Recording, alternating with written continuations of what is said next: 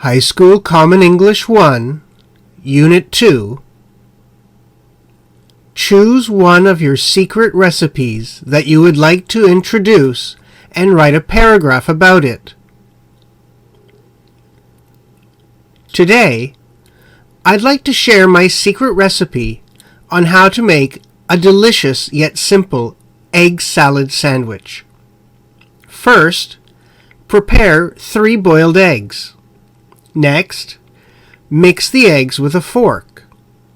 Third, add some mayonnaise to the egg mixture.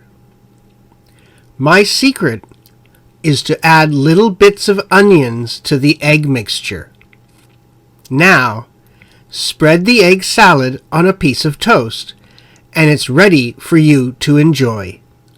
Never have I tasted a sandwich so simple and tasty. Why don't you try making one today?